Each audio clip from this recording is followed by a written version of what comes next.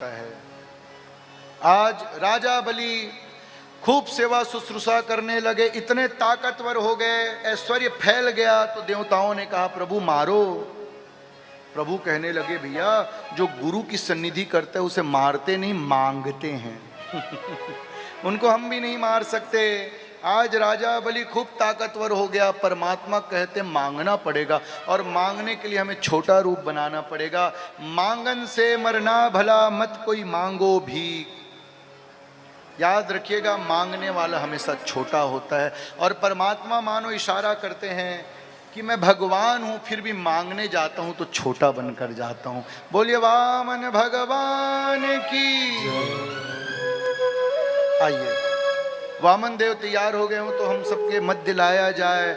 आज वामन देव माँ अदिति पयोव्रत रखती है और अदिति के कोख से वामन देव का अवतरण होता है। चौं ओर आकाश से देवता पुष्प और वामन भगवान बलि राजा के महल की ओर जाते हैं। बलि महाराज को बताया जाता है कि कोई एक छोटा छोटा ब्राह्मण आया है, 52 अंगुलधारी। जैसे ही बलि महाराज बाहर निकलते हैं वामन देव को देखकर प्रभावित हो जाते हैं। क्यों? क्योंकि ये वामन हैं भैया, ये वमन करेंगे। आज वामन देव मानो बलि के सारे विकार को दक्षिणा के रूप में मांगेंगे। आज बलि के त्रिगुणात्मक गुण दोष बंधन का अंत करेंगे। आज बलि को पवित्र करने आए हैं। जैसे ही वामन देव के पास आते हैं बलि महाराज, आ जाइए वामन देव की जय हो।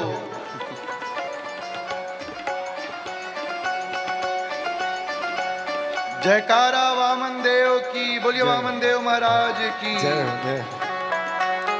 और वामन देव जैसे ही महल के पास आते हैं बलि को बताया जाता है बड़ा सुंदर बालक है, छोटा छोटा बालक है, जनेऊधारी ब्राह्मण, ब्रह्मचारी तेजस्वी ब्राह्मण। बलि आता है और प्रणाम करता है, पांव पकड़ लेता है, कहता है नाथ कहां से आगमन हुआ, कहां से आए हैं। वामन देव जैसे ही आते हैं तो अपने सिंहासन पर वामन देव को बैठाते हैं बलि राजा। प्रणाम करते हुए कहते हैं नाथ धन्य है मेरा जीवन, आप जैसे तेजस्वी ओजस्वी पंडित जी का दर्शन हुआ। कहो नाथ कहां से आना हुआ, कैसे आना। वामन देव कहते राजन पहले ठहरने तो दो, बैठाओ। बलि महाराज कहते कैसे आना हुआ, बस हम तो ब्राह्मण देव है और भिक्षा लेने के लिए आते हैं। बलि कहता बोलो ना महाराज जी क्या दे दूं, क्या मैं अपना आधा राजपाट दे दूं, क्या मैं स्वर्ण का मुकुट दे दूं, क्या मैं अपनी जमीन जायदाद दे दूं। बोलो नाथ कोई सुंदर सी कन्या देखकर आपका ब्याह करवा दूं। वामन देव कहते बलि ये सब हमको नहीं चाहिए।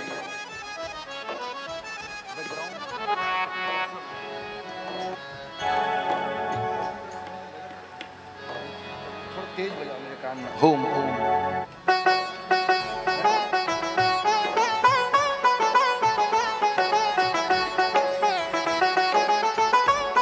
जाओ पंडित जी आके एक बार पूजा करा लेंगे। परीक्षित जो बैठे हैं वो अपने स्थान में खड़े होकर पूजा करेंगे, बाकी लोग बैठे रहेंगे। परीक्षित महाराज और वामन देव जैसे ही पहुंचते हैं बैठते हैं सिंहासन में, बलि महाराज कहते हैं नाथ बोलो ना।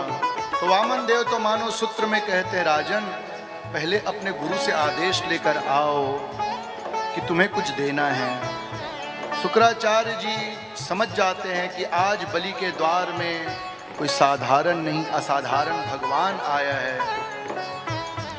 आज वो आया है जो असीम है। मेरे परमात्मा ससीम हो गए, असीम होते हुए वे ससीम हो गए। आज मानो मेरे परमात्मा मेरे शिष्य पर कृपा करने आए हैं। लेकिन आज शुक्राचार्य भी अपना रोल निभाते हैं। शुक्राचार्य कहते हैं बलि कुछ देना मत। क्यों?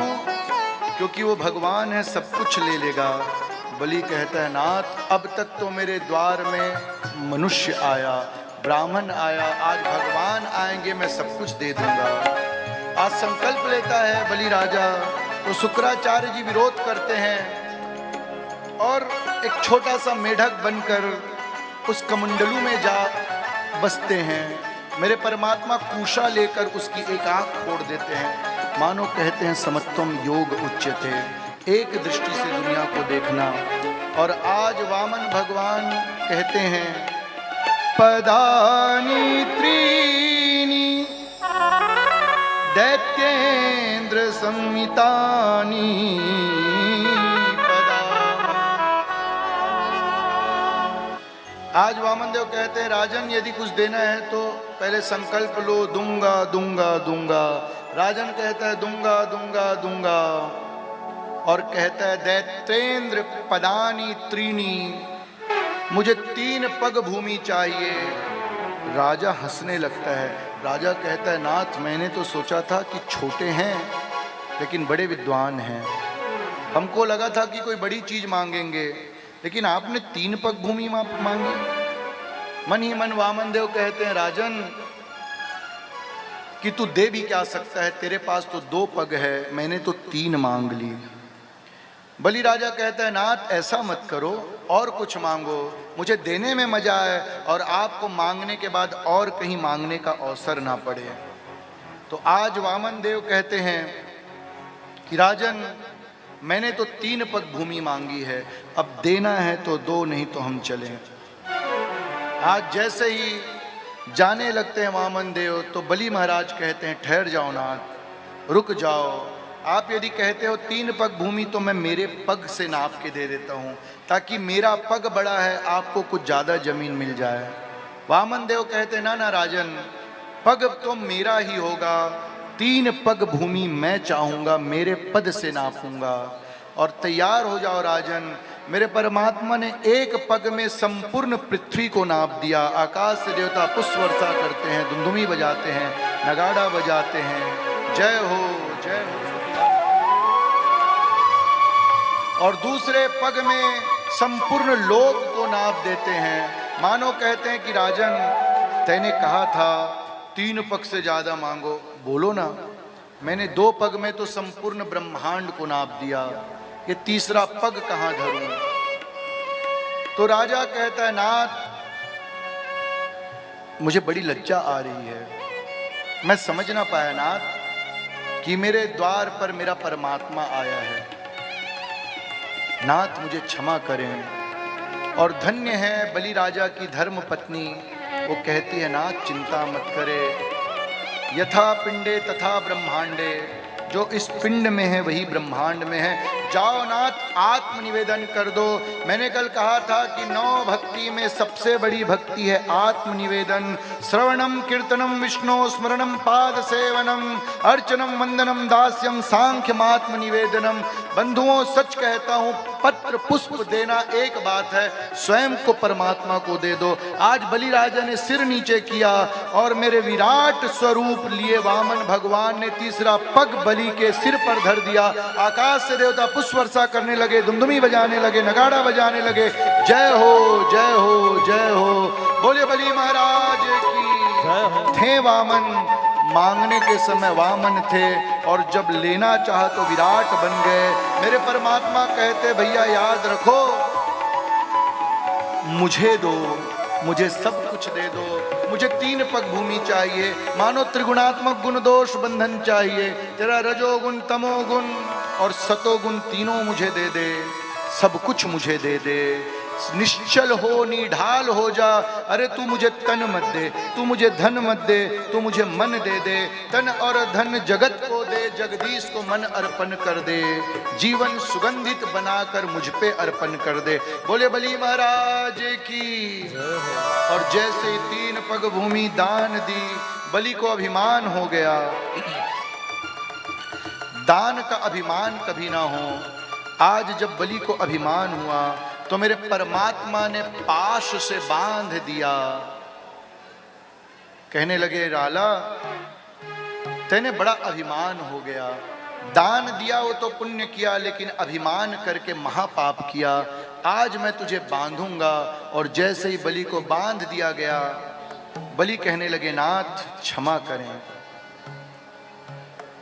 आज अभिमान उतरा तो परमात्मा कहने लगे तुम मांगो बलि। देखिए मैं बार बार आपसे कहता हूं, मांग ऊंची हो, मेरे परमात्मा से ऊंची बात मांगे। अभी एक कैंपेन चला था, मैं भी चौकीदार, मैं भी चौकीदार। किसने किसने सुना?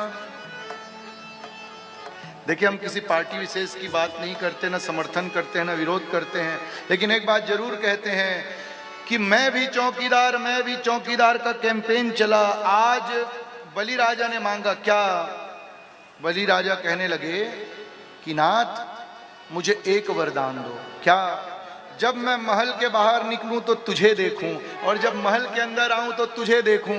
परमात्मा कहते, बलि सीधे सीधे कह दो मैं चौकीदार बन जाऊं। मुझे तो चौकीदार बनाना चाहता है। भैया, चालाकी तो भक्त की यही है कि मेरे परमात्मा को चौकीदार बना दे। किसी पॉलिटिकल पार्टी के नेता को चौकीदारी मत देना, लुट जाओगे। किसी व्यक्ति को चौकीदारी मत देना, लुट जाओगे।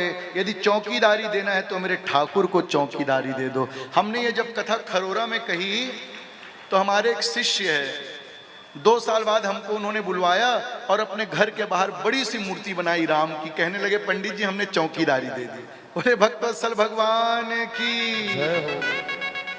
तो चौकीदारी कहां देनी है? मेरे परमात्मा को देनी है। आज मेरे परमात्मा चौकीदारी